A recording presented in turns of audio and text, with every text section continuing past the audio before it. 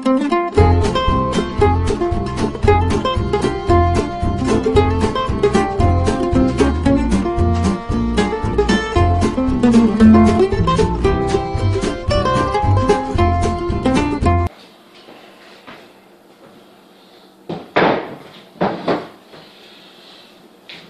folks, it's Matt Brander here, the Bearded Woodworker.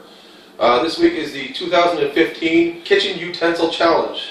I've decided to make it's kind of a little half spoon that sits at a bit of an angle. It has a nice handle that you can grip while it's sitting on something. So go ahead, stick around, I'll show you how I made this. Alright, so I got my blank done out, my basic shape on it. It's a 3D blank because I also have the three-dimensional shape done out here. So we're going to cut down both edges, I'm going to tape it back together, and I'm going to cut down both these edges.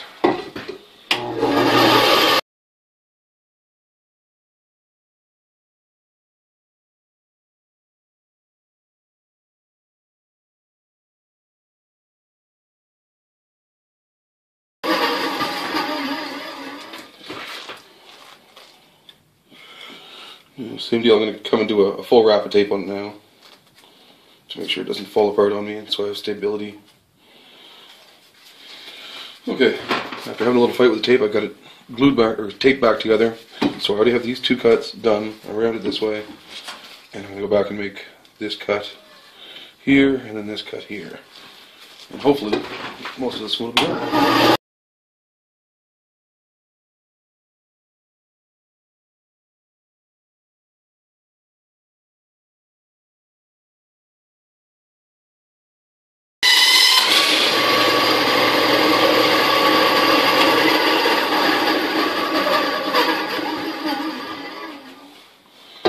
Essentially what this does, guys, after we peel that off, we now have our basic three-dimensional spoon shape to come in, clean the bowl out here, round out a few of these edges, same thing, round off the handle, and you'll be done. So I'm going to take you guys inside for that. Alright guys, I'm inside now. I have my spoon clamped into my workhorse here. I'm just going to use a simple spoke shape to round over all four of the edges on the handle. And then I'll go around over these. The rest of it probably with a chisel. We'll see as we get there what I feel like using.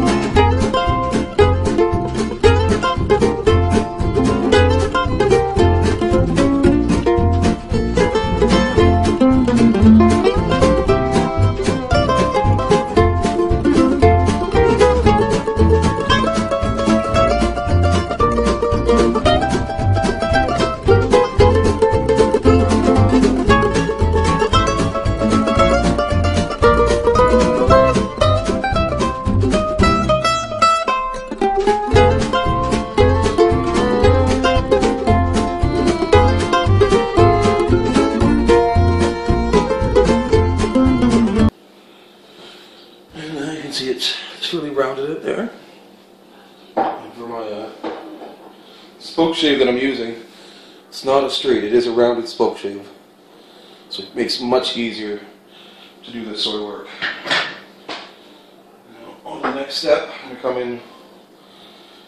The next thing I'll do, actually, I'll start working on the gouging out the bowl a little bit. I like to gouge the bowl out while I still have a lot of meat to hold it on both sides in the clamp. And then I'll come back and start working on the rest of the rounding over the shape of everything. Okay. Off camera, I sanded down the handle by hand a little bit, just to make it a little bit smoother. I saved you guys the trouble of having to watch me sand, because who the hell wants to watch somebody sand? Now I've got a tiny little ball gouge chisel. I'm going to slowly work my way in. Both ends of the bowl here. It's a pretty simple process. You just slowly work your way in. If you want, if you don't find it's fast enough, feel free to grab yourself a little carver's mallet.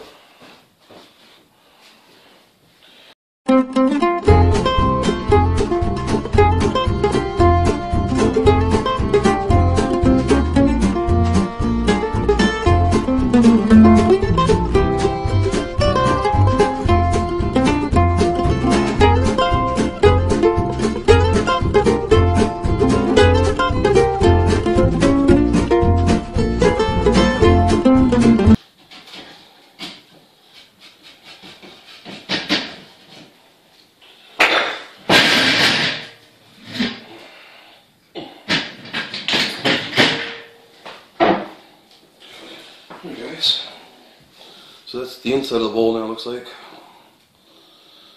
I'm going to do some hand sanding on that, and I'll come back in a few minutes and I'll show you what it looks like when it's all sanded out. Alright, so I came in, I did a little sanding on the inside just to give it a little bit of smoothness for now. I have to come along on the bottom of this. I'm going to flatten it off a little bit because I want it to be able to sit flat like that without rolling around like it wants to. So I'm going to put a flat spot on the bottom, and I'm going to take down this edge, and then I pretty much just have a little bit of hand sanding to do afterwards, and it'll pretty well be done.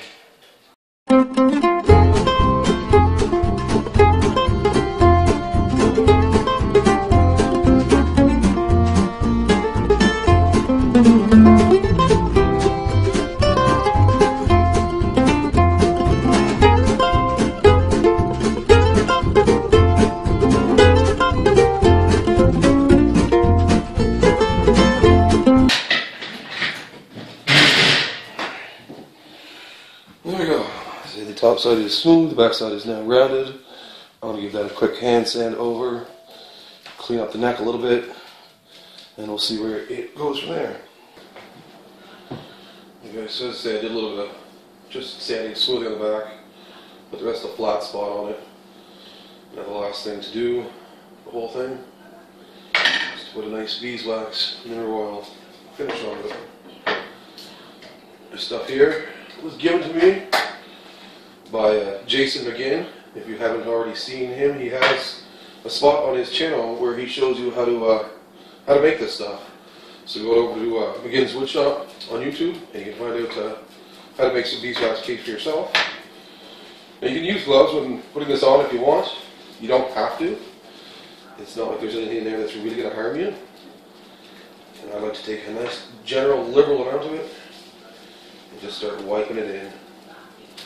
It has very little color change to it once you put it on. All it really does is it gives a nice seal. It's not a permanent seal. You will have to reapply this once a month or so. On average, after a while, it will seep in longer and longer, and it will stay on there longer. But all it really does is makes the grain pop nice, gives it a slight protection for the utensil itself. It gives it a nice touch, nice feel to the touch. Oops. And it gives you a nice finished look on it.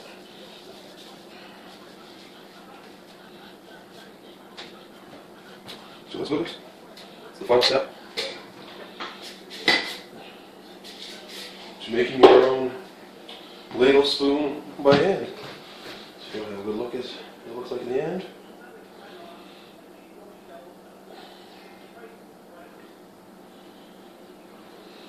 You know, very nice. I love the way that wax gives it a nice smooth feel. Brings it to the grain, makes it really pop. So I want to say a big thank you very much to Nick Ferry, Patrick Curtis, and Ted Alexander for putting on the Utensil Challenge 2015. Thanks, guys.